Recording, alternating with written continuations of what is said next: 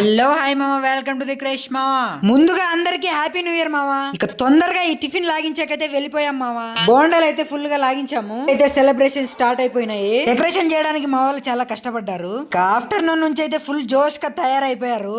Late ఎందుకు అని మా వాళ్ళు డాన్స్ స్టార్ట్ చేసేసారు. ఎంటర్టైన్మెంట్ ఇద్దామనేసి మా వాడిని ఒకరిని ర్యాంప్ వాక్ కోసం మేడం పిలిచింది. వాడైతే పడుతుంటూ ఏదో ర్యాంప్ వాక్ చేసేసాడు. ఇంకా వాడు చేసిన దానికైతే ఏ మాత్రం లేట్ చేయకుండా మనకు కావాల్సింది స్టార్ట్ చేయండి అని స్టార్ట్ చేసేసారు.